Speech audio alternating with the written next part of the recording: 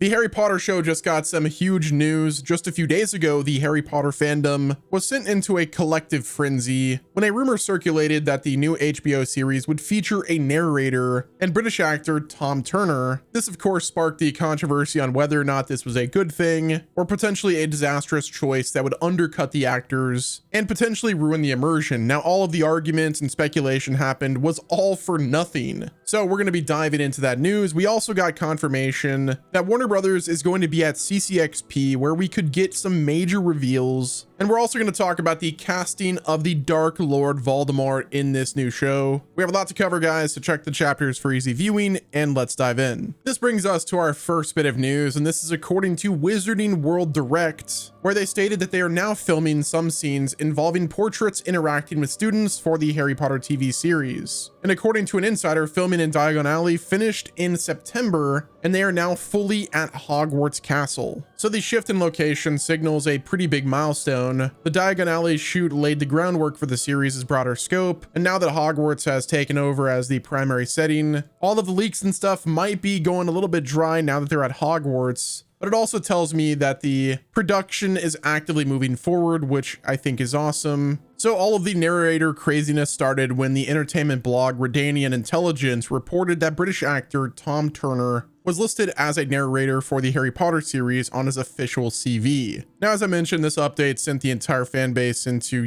kind of a frenzy. Obviously, we were promised a faithful adaptation, and the idea of a narrator seemed like a very literal interpretation of that. Some argued that a narrator could help translate the books to a TV show more effectively, perhaps capturing a more whimsical tone than the films sometimes missed. I also think it would be really cool to hear the show start off with Mr. and Mrs. Dursley of number 4 Privet Drive. We're perfectly normal, thank you very much. Imagine that's how the show starts. That would be pretty sick. But outside of that, people were really against a narrator in the show, arguing that a constant voiceover person would break the immersion and undercut the actors' performances, and it just really wouldn't fit to a TV show. Now, I was a bit hesitant about this. I was like, it would be kind of weird to have a narrator for the entire thing, but again, if it's key points, I guess I could see it happening. It might be cool, but it might take you out of the experience. But just as the community was taking sides, a definitive report arrived, and this time it was from Deadline, citing that official sources at HBO made it very clear that Tom Turner is not involved with the Harry Potter series in any capacity. The report went on to say the sources confirm that the series will not have a narrator at all, completely debunking the rumor. Now, this news was met with, a sigh of relief from some who feared that the storytelling might be, a little bit strange. But despite that clear statement, some tried to keep the speculation alive, suggesting that Turner might be a background voice or a radio or someone on TV. However, HBO's statement remained firm that Tom Turner is not involved in any capacity, at least,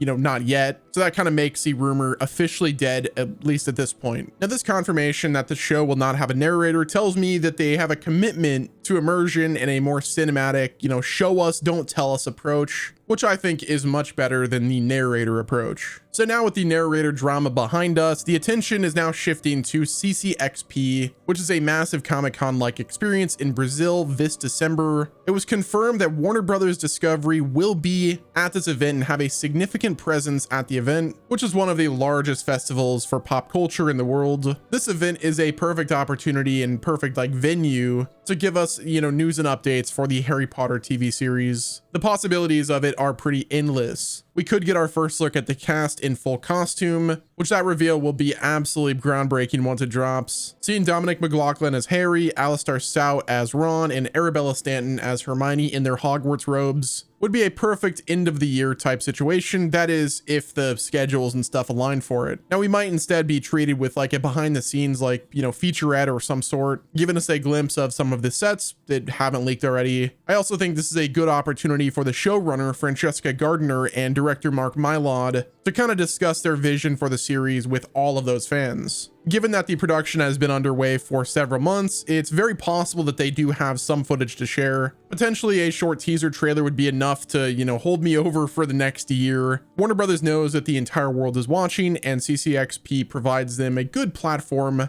to build that hype and anticipation for the show's 2027 release date. So only time will tell if they, decide to show up and give us Harry Potter show news at the event. But for now, I'm expecting some DC news to be there and perhaps some other projects that they've got in the works, like The Hunt for Gollum. Now, while we await more news about the TV series, listening to the brand new released Harry Potter full cast audiobooks has completely reignited my hype and excitement for this new show. The way they're able to use layered sound effects like the crackle of spells and the echoes of the footsteps in Hogwarts' corridor, and just hearing the subtlety of the magic in the air feels so alive and immersive, and it kind of reminded me on how powerful the sound can be when bringing this entire world to life. Now, knowing that the new show plans to lean heavily on practical use of like the special effects and detailed sound design makes it all the more exciting and thrilling to hear. Like, just listen to these moments crafted so vividly in audio form has my mind racing and imagining just how incredible these spells, the creatures, environments will all look and sound on screen when that same attention to authenticity and atmosphere is translated into the live action show. Next up, one of the most talked about aspects of the new audiobooks is its phenomenal casting, and particularly for the main trio. The young versions of Harry, Ron, and Hermione are all voiced by the talented Frankie Treadaway, Max Lester, and Arabella Stanton, which that last name should sound familiar to you. Arabella Stanton is the same actress cast to play Hermione in the HBO series, and only Hermione herself would be able to do this multitasking. I wonder if she had a time turner. Well, Stanton was able to pull off bringing the character to life in both the show and the first 3 audiobooks. Now, from what has been released, her performance in the audiobook is nothing short of amazing. She absolutely crushed it, perfectly capturing Hermione's intelligence, her wittiness, and her vulnerability. So this audiobook project has served as an extensive rehearsal for her almost, allowing her to spend countless hours embodying the character long before stepping onto a film set. Like, she's already going to be reading most of her lines for the first 3 years before she was even on set. Now, if I remember correctly, I believe she was cast first in the audiobook and delivered a standout performance that the producers had already found their perfect Hermione. And by the time the filming started, she already had a deep and practiced understanding of the character, which is practically unheard of for an actor to get this kind of preparation, which honestly makes her casting feel all the more perfect. And in my opinion, based on her voice work alone, I am convinced that she might end up being the best casting choice of the main trio. Her portrayal is brilliant, and I look forward to seeing how that translates on screen for the HBO series adaptation. This brings us to the one and only casting of Voldemort. The audiobooks haven't just given us a preview of our heroes, they've given me more reason to believe that they've already found the casting of Lord Voldemort. Also, I keep saying Lord Voldemort because that's how it's pronounced in the audiobook series and the books. I typically say Voldemort because that's what the movie is portrayed, but I do believe it is supposed to be Voldemort. Now, in the new Audible series, the voice is actually being done by the brilliant Matthew McFadden, and his portrayal as Lord Voldemort in this series so far has been absolutely phenomenal. Now, he's also got experience working with the showrunner Francesca Gardner. Matthew McFadden was known for his Emmy performance as the legendary Tom in Succession, which honestly, from what I've seen of Matthew McFadden and heard from the audiobook